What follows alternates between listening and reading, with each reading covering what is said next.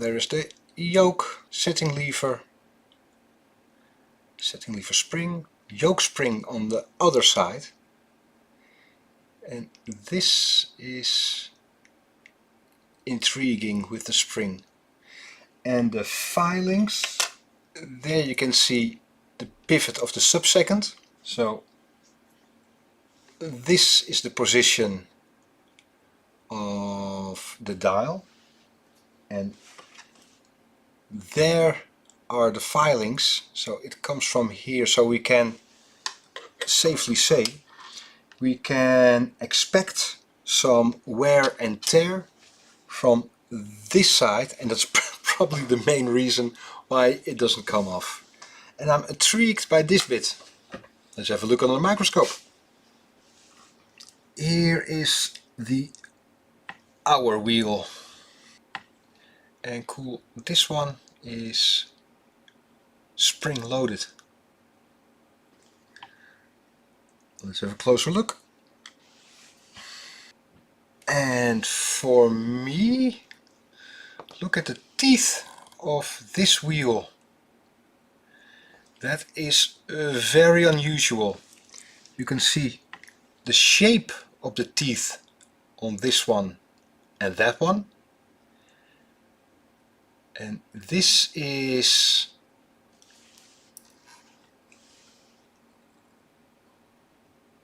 I really don't believe that is original. Oh, now we know why isn't a crystal, but you can see the glass in there. Might be glass. Yeah, it is. I'm not sure if it's a handmade wheel. There must be a reason. It is spring loaded. Maybe it's original, but I'm not too familiar with that. Well, I just decided that this needs a tiny bit more, because the setting lever is holding the winding stem, because it is moving, but as you can see the setting lever is holding the winding stem. So I'm going to disassemble this bit and the yoke so that the setting lever is completely free and not bending like this. And then I'll try to give a bit more space to the setting lever. Again, without risking too much stress on the movement. Again, without stressing the movement. It is from 1908, so we're not going to take any chances. So again, here the setting lever that was holding the winding stem, and then here the winding pinion, sliding pinion. But I have to look at the wear and tear, because look at this. It is eating away the brass somewhere, and I think we're going to see in a minute where it comes from. So somewhere there is too much play, and then it's eating away the brass, so it's just in time for maintenance. Simple as that. Well, we know the movement comes out from the front.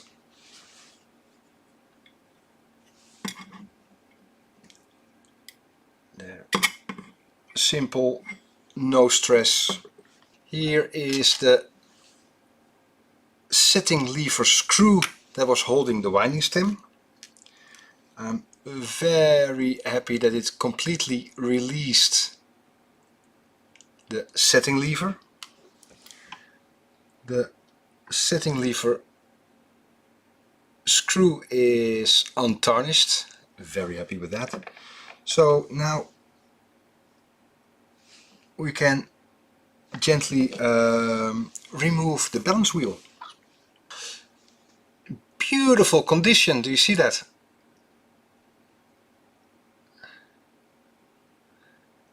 So not too much wear and tear on that particular part. You have the winding pinion.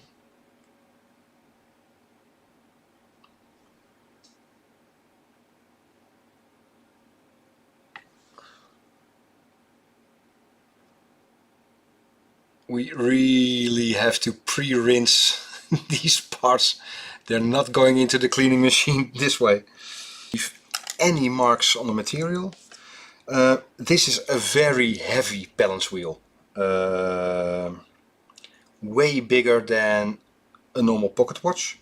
So I'm going to lift the bridge and support the balance wheel itself with an oiler from underneath, and then I lift it all out.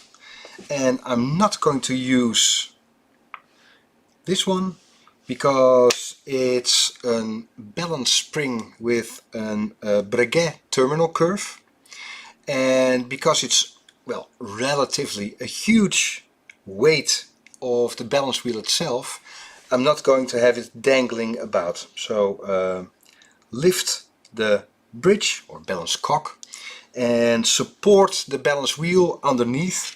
And again, it's a temperature compensated balance wheel, so very fragile. So I'm going to need to extra concentrate on this one. It's a two-hand job. Support it underneath, lift it out and support.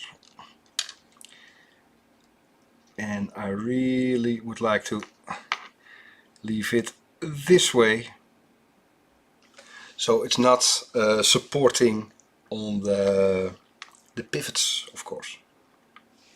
There we go. First I'm going to remove the bridge for the barrel. See if there's play, because if we remove this bridge first, this wheel cannot come out because it's underneath this bridge. So then it's if we remove this, the gear train bridge first, the gears are only on one side, and if it's slightly going dead, the pivot might break. So first this one, and then we can test the gear train as a function group as well. Again, not too much stress, not yanking it out. There's no need. And the thing that usually happens with a winding wheel is that this stud, where it revolves around, is a bit mushroom shaped. So the top will go like this. So if you can get it out, well, next stop, you can see a huge amount of oil, as in a huge amount of oil. This is unusual. Not too much play in the barrel, so it isn't moving like that. And we already see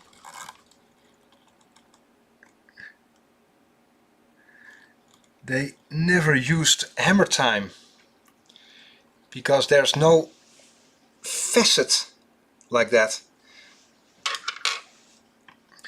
Then again, see if I'm right, the arbor only moves while winding. This bit, the arbor, and the ratchet wheel. And the movement has got an 8-day power reserve. So you don't wind it every day with the arbor moving in this hole. Interesting, never thought about it. So the arbor in the bridge is wearing less because you don't have to wind the movements as much as a pocket watch, the normal chamfer. That's it, Luc, dankjewel. So yeah, not too much play in the main barrel.